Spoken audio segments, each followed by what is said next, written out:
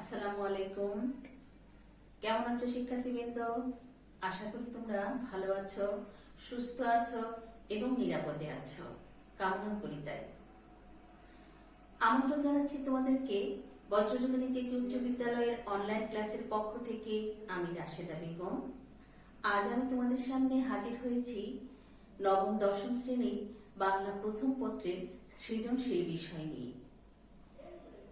তবে আমার এই ক্লাসটা শুধু নবম দশম না, ষষ্ঠ থেকে দশম শ্রেণীতেও কাজে লাগবে। শিক্ষার্থীবৃন্দ, তোমরা ঘরে বসে পড়াশোনা করছো আশা করি। তোমরা অবশ্যই সংসদ টিভির ক্লাসগুলো লক্ষ্য করবে। সেখান থেকে তোমাদের অনেক উপকার হবে ওই ক্লাসগুলো সিলেবাস দেখে যদি সেইভাবে পড়াশোনা করো। তো এই সৃজনশীল প্রশ্নটা নিয়ে আজ আমি হাজির হয়েছি। তোমরা অনেকেই সৃজনশীল প্রশ্নের উত্তর কিভাবে লিখতে হয় জানো না, আবার অনেকেই প্রশ্ন করো যে কিভাবে উত্তর লিখতে পরে অধিক নাম্বার পাওয়া যাবে। সেই আলোকে আজকের আমার এই ক্লাসের প্রয়াস। তো চলো আমরা মূল ক্লাসে যাওয়ার আগে জেনে নেই আজকে আমাদের আলোচনার বিষয় কি কি থাকছে।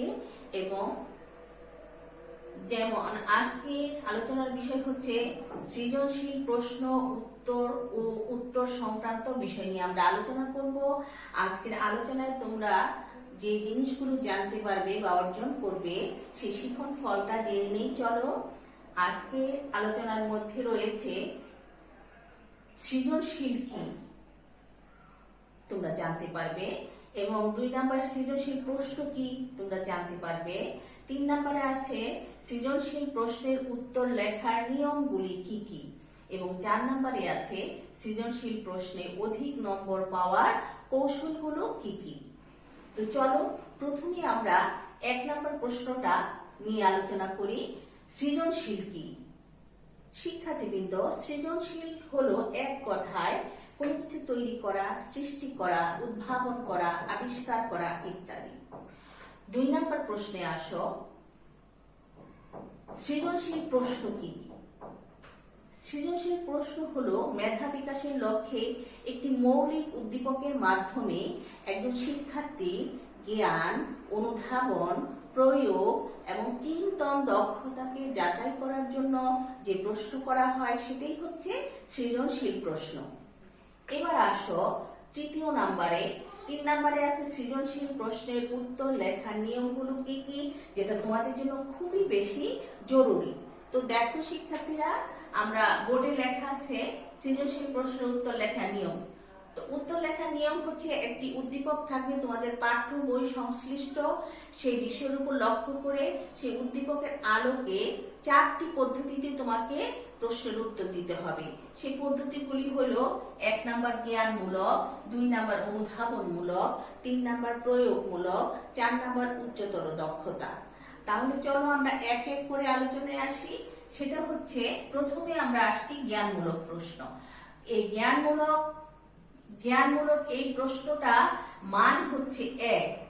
এই প্রশ্নের উত্তরটা দিতে হবে এক কথায় অথবা এক বাক্যে। তাহলে প্রশ্নটা কেমন হয় আমরা একটু উদাহরণ দিয়ে দেখি।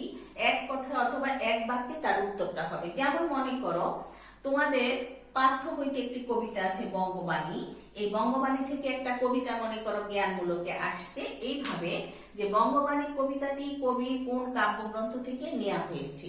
এখন জ্ঞানমূলকের উত্তর তুমি যদি এইভাবে দাও নূরনামা, উত্তর হয়ে যাবে, উত্তরে কোনো ভুল নেই। কিন্তু তুমি যদি এইভাবে লেখো যে বঙ্গবাণী কবিতাটি কবি আব্দুল হাকিমের নূরনামা কাব্যগ্রন্থ থেকে নেওয়া হয়েছে, তাহলে এভাবেও এক বাক্যে কথাটাকে লেখা হলো, এটাও তোমার সঠিক উত্তর হলো।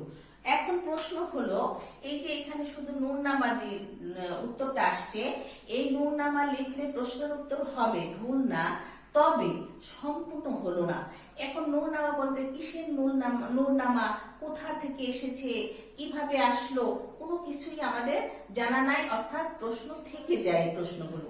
আর এইভাবে তুমি যদি উত্তরটা এক বাক্যে লিখো যে বঙ্গবাণী কবিতাটি কবি আব্দুল হাকিমের নূরনামা কাব্যগ্রন্থ থেকে নেওয়া হয়েছে, তাহলে সবগুলো প্রশ্নের উত্তর এখানে চলে আসলো, আর কোনো প্রশ্ন করার অবকাশ থাকলো না।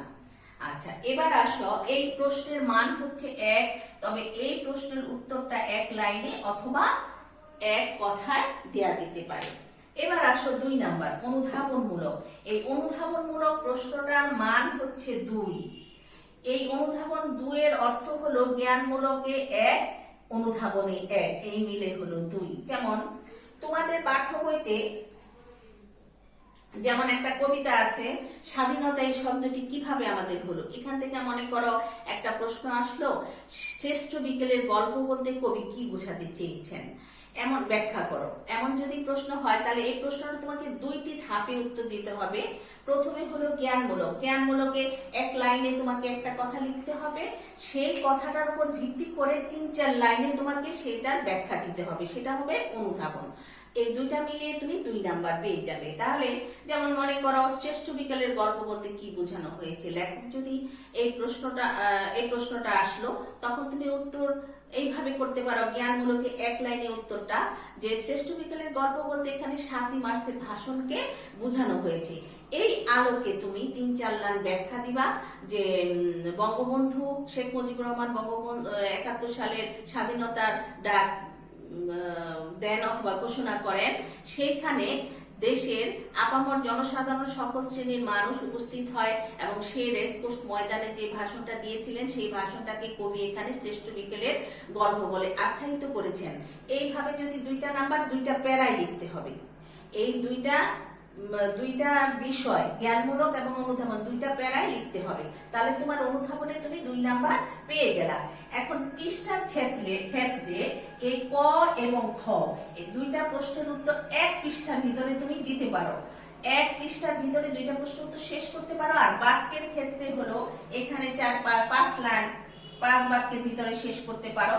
তবে একটা কথা খুব গুরুত্বপূর্ণ, সেটা হলো এই জ্ঞানমূলক এবং অনুধাবন, এই 2টা প্রশ্ন সরাসরি বই সংশ্লিষ্ট হতে হবে। অর্থাৎ পাঠ্য বই থেকে সরাসরি এই 2টা প্রশ্ন হবে, উত্তরও ঠিক সেভাবেই দিতে হবে। এই কথাটা তোমাদের অবশ্যই, প্রাসঙ্গিকতার কথাটা খেয়াল রাখতে হবে, যেন সরাসরি বই নির্ভর উত্তর হয়, অথবা সরাসরি বই থেকে প্রশ্নটা যেহেতু হবে ওইভাবে উত্তর দিতে হবে। তাহলে চলো এবার আমরা আসি প্রয়োগমূলক প্রশ্নটা কিভাবে লিখবে। তো দেখো,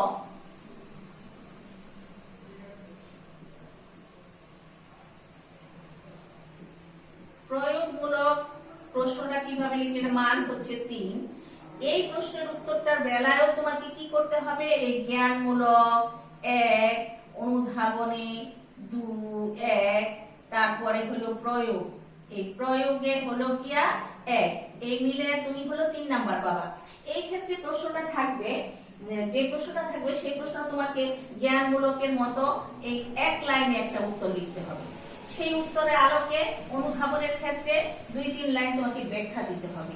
3 নম্বরের প্রয়োগে আসা উদ্দীপক এবং তোমার পাঠ্য বই সংশ্লিষ্ট যে বিষয়টা, সেটার সাথে সমন্বয় করে তুমি তোমার মতামত এখানে ব্যক্ত করবা। যেমন সাদৃশ্য থাকতে পারে, বৈসাদৃশ্য থাকতে পারে, মিল থাকতে কি যেন তুলনামূলক আলোচনা থাকতে পারে, ইত্যাদি ইত্যাদি থাকতে পারে। সেখানে এই যে প্রয়োগ, এই প্রয়োগের ক্ষেত্রে তুমি জ্ঞান এবং অনুধাবন এই 2টার আলোকে তোমার মতামত এখানে তুমি ব্যক্ত করবে। এইখানে তোমার সৃজনশীলতা পরিচয় বহন করবে, তোমার নিজের ভাষায় লিখতে পারবে, নিজে যা বুঝছো সেটাকে সুন্দরভাবে লিখতে হবে। এখানে 3টা প্যারায় লিখতে হবে। প্রথমে 1 নাম্বার জ্ঞানমূলক এক কথায় লিখলা, পরের স্টেপে গিয়া অনুধাবন লিখবা, তারপরের স্টেপে গিয়া প্রয়োগমূলক, এইভাবে 3টা ধাপে লিখবা। যদি বাক্য বলি তাহলে 12 বাক্যের ভিতরে এই প্রশ্নটা তুমি শেষ করতে পারো। আর পৃষ্ঠা যদি বলি তাহলে তুমি 2 পৃষ্ঠায় এই বাক্যটা শেষ করতে পারো। এইভাবে প্রয়োগের উত্তরটা তুমি দিলে। এবার আসো ঘ নাম্বার হলো উচ্চতর দক্ষতা। উচ্চতর দক্ষতা, এই উচ্চতর দক্ষতার ক্ষেত্রে একই নিয়ম, সেটা হলো জ্ঞানমূলকে 1, অনুধাবনে, প্রয়োগে এবং উচ্চতর দক্ষতা। যেহেতু কথাটা আসছে উচ্চতর দক্ষতা, সেই হেতু তোমার জ্ঞানমূলকে তোমাকে এমন একটা লাইন বা বাক্য লিখতে হবে যে বাক্যটা যেন একটু উঁচু মানের হয়। সেই কথাটার উপর ভিত্তি করে অনুধাবনে তুমি ব্যাখ্যা দিবে 2-3 লাইন। প্রয়োগে আসা তোমার মতামত যাচাই করবা, অর্থাৎ তোমার নিজের ভাষায় যা বুঝেছ, যা প্রয়োগ করবা, যা বুঝেছ সেটা প্রয়োগ করবা। এবং 3 নম্বরে উচ্চতর দক্ষতায় এসে তুমি সমন্বয় সাধন করে এখানে এসে শেষ করবা 4 নম্বরে এসে। এইভাবে এই উচ্চতর দক্ষতা 4টি প্যারা, এই 4টি প্যারায় তোমাকে কি করতে হবে, উত্তরটা লিখতে হবে। 4টি প্যারায় হবে অথবা 4টি স্টেপে হবে। এই ক্ষেত্রে যদি আমরা বলি কয় লাইনের ভিতরে বাক্যটা শেষ করবা, 15 লাইনের ভিতরে শেষ করতে পারো। আর যদি তুমি পৃষ্ঠার কথা বলো তাহলে বলবো 2.5 পৃষ্ঠার ভিতরে তুমি এই প্রশ্নটা শেষ করতে পারো। এই হলো তোমার সৃজনশীল প্রশ্নের উত্তর লেখার নিয়মগুলি। এই আলোচনার 4 নাম্বারটা চলে যায়। 4 নাম্বার আলোচনার বিষয় ছিল সৃজনশীল প্রশ্নে অধিক নম্বর পাওয়ার কৌশলগুলো কি কি। তোমাদের জন্য খুবই গুরুত্বপূর্ণ একটি বিষয়, এটা নিয়ে আমরা আলোচনা করি। দেখো, আমি এই সৃজনশীল প্রশ্নে অধিক নম্বর পাওয়ার কৌশলগুলোকে আমি 4টি প্যারায় নিয়ে আসছি। সেটা হলো 1 নাম্বার হলো 4 নাম্বার পর্যন্ত। 1 নাম্বার হলো হাতের লেখা সুন্দর হতে হবে। 2 নাম্বার হলো নির্দিষ্ট সময়ে শেষ করা, অর্থাৎ প্রশ্নের উত্তরগুলি নির্দিষ্ট সময়ে শেষ করতে হবে। 3 নাম্বার হলো তথ্য নির্ভর প্রশ্নের উত্তর দেয়া। 4 নাম্বার হলো সৃজনশীলের নিয়ম মেনে উত্তর দেয়া। শিক্ষার্থীবৃন্দ, দেখো, হাতের লেখা সুন্দর হতে হবে, এটা প্রথম একটা কৌশল। এখন অনেকে তোমরা প্রশ্ন করতে পারো যে আমরা হাতের লেখা খারাপ, চেষ্টা করেও পারছি না, কি করব। এখন এই হাতের লেখা চেষ্টা করলে ভালো হবে না, এটা ভাবা খুব কঠিন। তবে হাতের লেখা সুন্দর বলতে এখানে মুক্তার মতো হতে হবে, সবার একই রকম হতে হবে এমন না। তবে সুন্দর পরিষ্কার হস্তাক্ষর, অর্থাৎ পরিষ্কার ভাবে লেখা। আর এই ব্যাপারটা খুব বারবার চেষ্টা করলে কারো হবে না, এটা আমি বিশ্বাস করি না। কাজেই তোমরা অবশ্যই চেষ্টা করবা হাতের লেখা পরিষ্কার, সুন্দর এবং সুন্দর একটি হাতের লেখা খাতা দেখলে এক্সামিনারদের মন এমনি ভালো হয়ে যায়, সেই দিকে অবশ্যই লক্ষ্য রাখতে হবে। 2 নাম্বার, নির্দিষ্ট সময়ে শেষ করা। তোমরা যে প্রশ্নের উত্তরগুলো দাও সেটা নির্দিষ্ট সময়ে শেষ করতে হবে।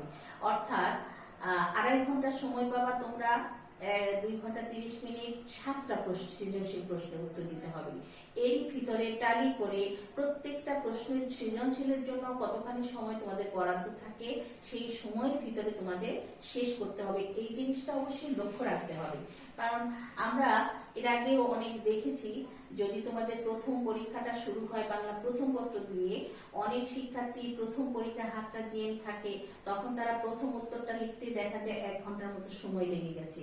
পরবর্তীতে দেখা যায় যে পরের প্রশ্নগুলো সম্পূর্ণ উত্তর দেওয়া তার পক্ষে সম্ভব হয় না। এটা হলো সবচেয়ে বড় একটা বিষয়, সেটিকে লক্ষ্য রেখে নির্দিষ্ট সময়ের ভিতরে তোমাদের উত্তর শেষ করতে হবে।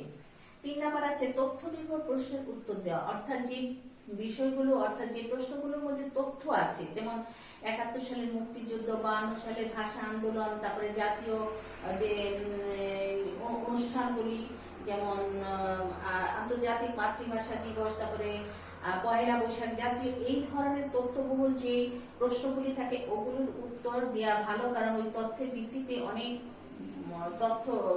অনেক লেখাও যায় এবং নির্ভুল তথ্য দেয়া যায়। এই কারণে ওখানে প্রশ্নের উত্তরগুলিতে ভালো মার্ক আসে।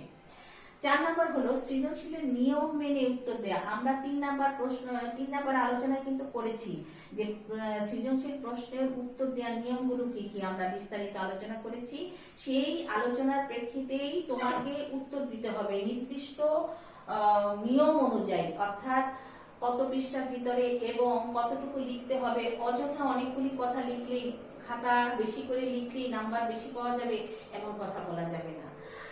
এই কারণে সৃজনশীলের যে নিয়ম আছে উত্তর লেখার, সেই নিয়মগুলো মেনে তুমি যদি উত্তর দাও, এই নিয়মগুলো মেনে, তাহলে আমি মনে করি এই কৌশলগুলি যদি অবলম্বন করে চলো, তাহলে তুমি সৃজনশীলে অধিক নাম্বার, এমনকি ফুল নাম্বারও পেতে পারো বলে আমি বিশ্বাস করি। তো শিক্ষার্থীবৃন্দ, আশা করি তোমরা বিষয়টা বুঝতে পেরেছো। আজকে আমি শেষ করব। আগামীতে আরো ভিন্ন ক্লাস নিয়ে তোমাদের সাথে দেখা হবে। তোমরা ভালো থাকো, সুস্থ থাকো, নিরাপদে থাকো, স্বাস্থ্যবিধি মেনে চলো এবং বাবা মার কথা মতো চলবে। অবশ্যই বাবা মাকে বিভিন্ন কাজে সহযোগিতা করবে। আজ এখানে শেষ করছি। আল্লাহ হাফেজ।